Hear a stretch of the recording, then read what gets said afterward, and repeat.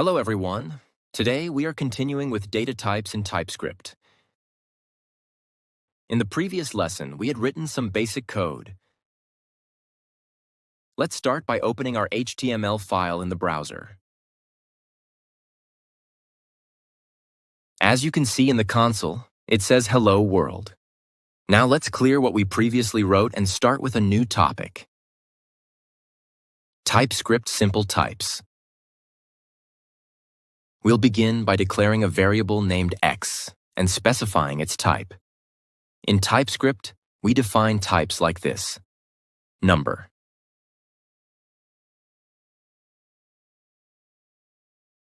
Next, we declare another variable called y, and we also assign it the type number. Let's add these two numbers and print the result in the console. As you can see, the value in the console hasn't changed. That's because the browser doesn't directly understand TypeScript. It only reads JavaScript. So we need to compile our TypeScript code into JavaScript. How do we do that? We run the command npxtsc in the terminal. Once the code is compiled, we can now see the result 15 in the console.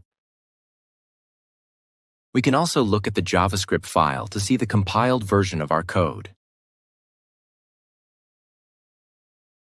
Now let's assign a new value to y, say 20. There's no error.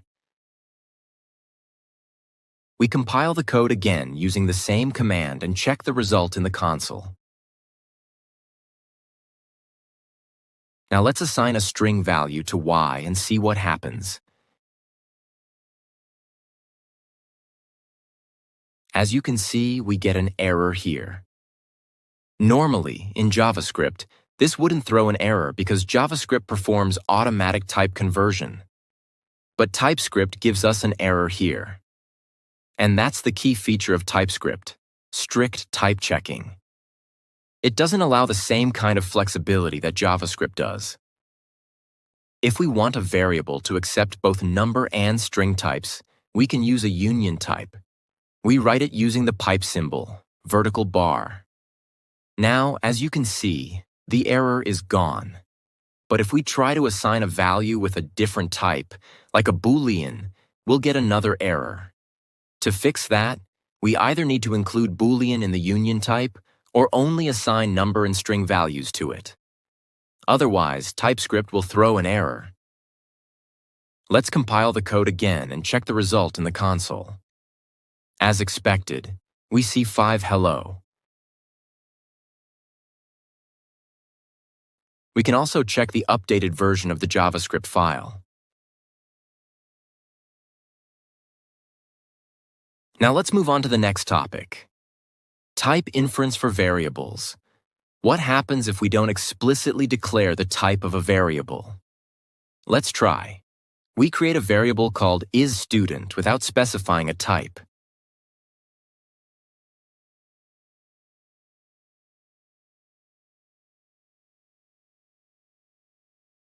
When we check its type in the console, we see that it's boolean. So even if we don't declare the type, TypeScript infers it based on the assigned value. This is called type inference. Let's declare another variable named isEmployed and explicitly set its type to boolean.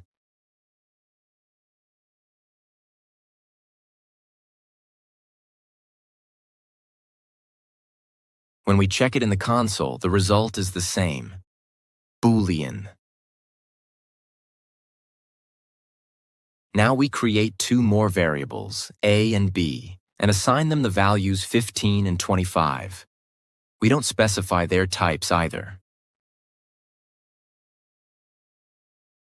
Checking a in the console shows that it's inferred as a number.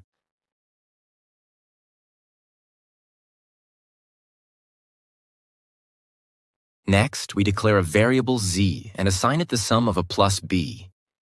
Even without declaring the type, TypeScript infers it as a number. Let's compile the code again and check the result in the console.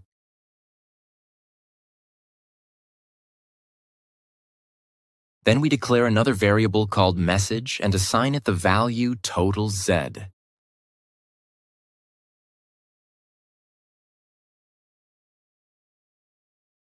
After compiling the code and checking the console, we see that the type is string and the value is total 40. As expected, this is inferred as a string. So, in short, if we explicitly declare a type, the variable must follow it. If we don't, TypeScript will infer the type based on the initial value. Now let's look at some other types like undefined and null. We define two variables, u with the type and value undefined n with the type and value null. We print them in the console and check the types. The type of u is undefined, and the type of n is object. This is actually a known JavaScript bug. Null is treated as an object. When TypeScript compiles the code into JavaScript, it keeps this behavior. So, when using null, it's recommended to handle it based on its value, not its type. Let's move on to a new topic, TypeScript special types. In addition to JavaScript types, TypeScript has some special types. Let's explore them. We create a variable called anyType and assign it the type any. We give it a number value and there's no error. So, any type can hold any value. Then we assign a string. Earlier, when we tried to assign a string to a variable that was defined as a number, we got an error. But now, as you can see, it doesn't throw any error.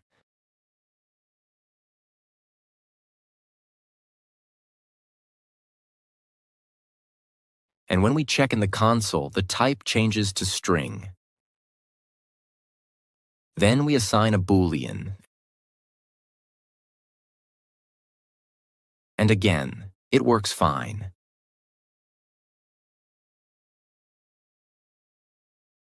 So, in short, any disables type checking and allows any value. Now let's assign any type to another variable. We create a new variable called newVar with the type string. We assign any type to newVar.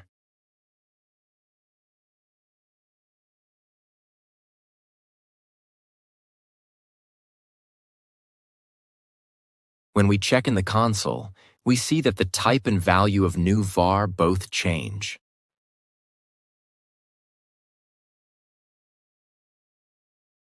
So any can be assigned to any other type. It can accept all values and can be assigned to any variable. Now let's look at another special type, unknown. We create a variable unc and assign it the type unknown. We give it a number value, no error. Then a string, still no error.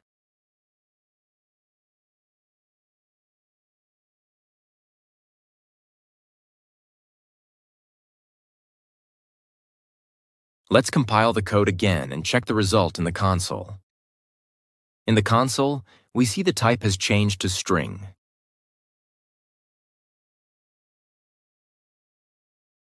So unknown can also hold any value. But let's try assigning it to a variable with a specific type. We create a new variable of type number and try to assign unc to it. And now we get an error.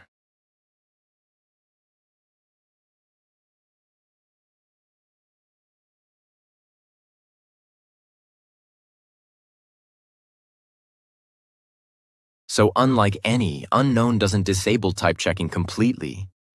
It can hold any value, but it can't be assigned to just any variable. In summary, any can hold any value and be assigned to any type. Unknown can hold any value, but cannot be assigned to any type without proper checks. This makes unknown a safer alternative to any.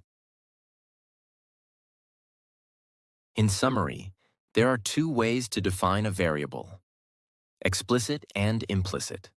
When a variable is defined implicitly, its type is inferred based on the assigned value. This process is called type inference. Primitive types include string, number, boolean, null, and undefined. Any can hold a value of any type. Disables type checking for that variable. Unknown represents a value with an unknown type. Safer alternative to any requires type checking before use. Never, used for functions that never return a value or never complete. For example, infinite loops, errors. Void, used for functions that do not return any value. We'll cover the never and void types when we get to the topic of functions. Understanding these basic and special types will help you write safer, more predictable TypeScript code. That's it for today. In the next lesson, we'll explore how to work with arrays. See you in the next video. Have a great day.